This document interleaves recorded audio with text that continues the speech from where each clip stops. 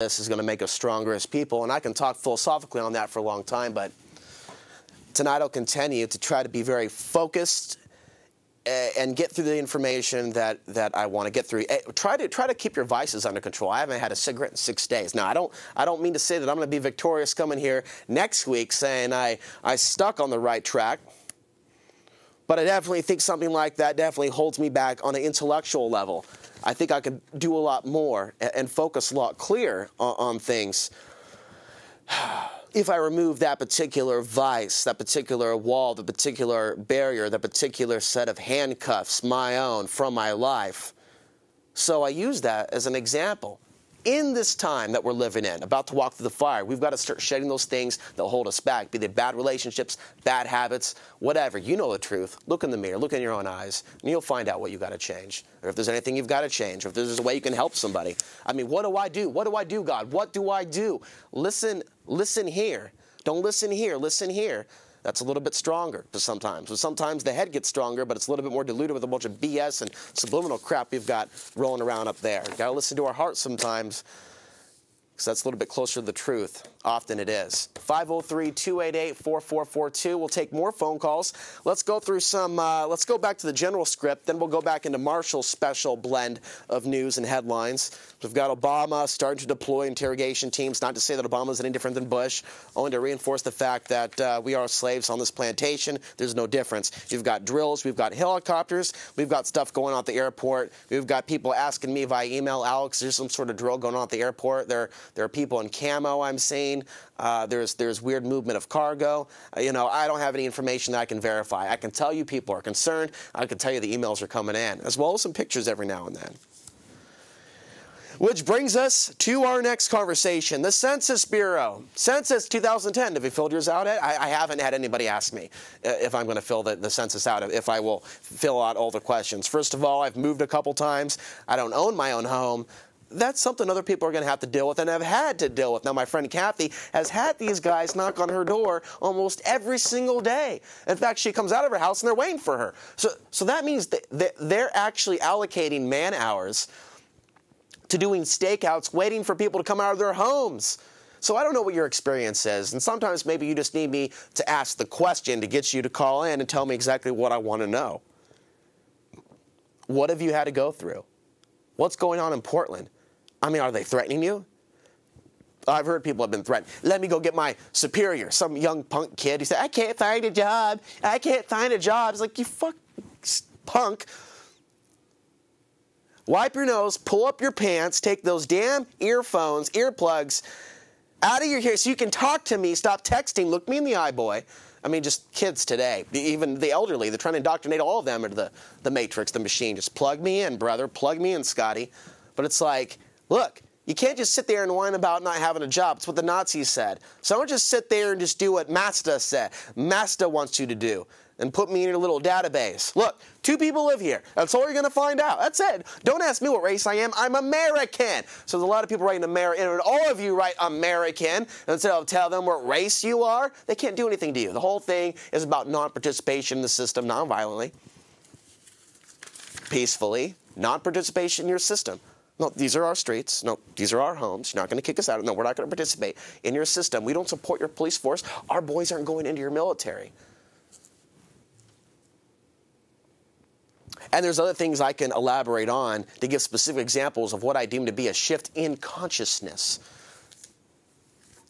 But if you use your imagination, you'll see exactly what a shift in consciousness is in your mind's eye. But you've got to bring that into manifestation, because it's not going to happen for you.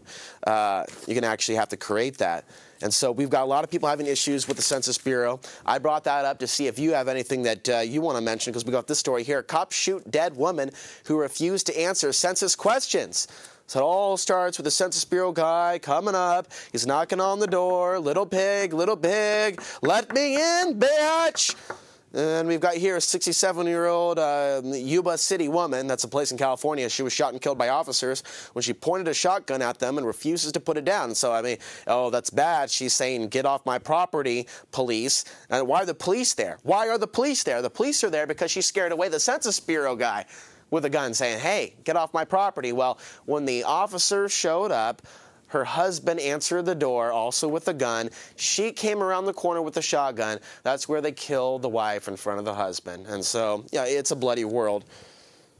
It's a bloody world. It's a dog-eat-dog world. And it's about free will, whether you want to get involved in that dog-eat-dog world. Whether you help someone or you join in on the savage feast of what was humanity. You just bite your teeth into the corpse of what was America. I mean, oh, we just have to get a job, Alex. Oh, we have to do this. Oh, we have to sink our teeth into our fellow man. It's all we can do. The blood, the blood, the blood. I'm so hungry. I mean, you don't have to go that route. You know you don't have to go that route. And you're going to hear me talk about free will and how you're going to have to exercise your free will. And remember, always, you have a choice.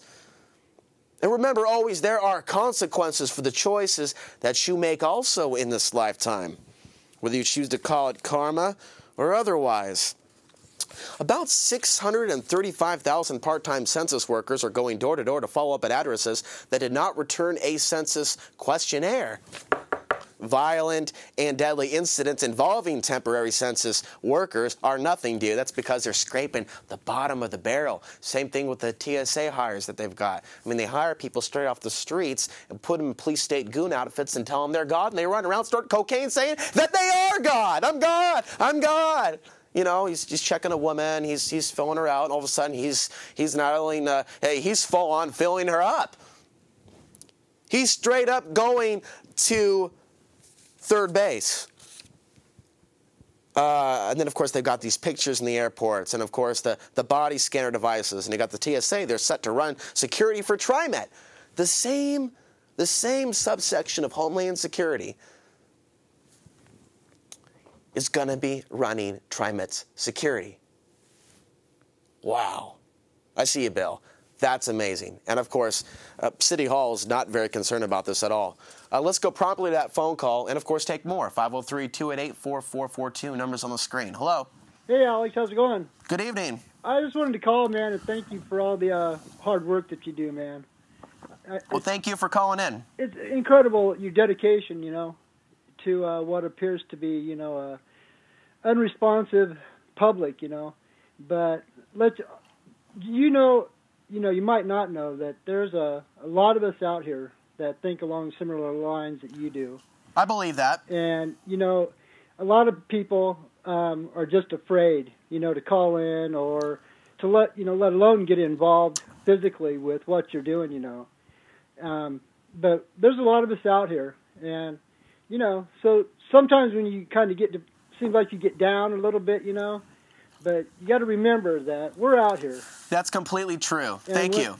When the time comes, you know, everybody will come together, and, you know. And that time could be coming soon.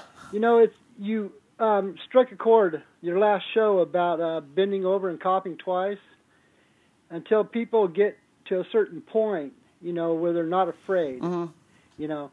And I've called before, so I'm already on the watch list, so I'm not worried about it. How do you know that?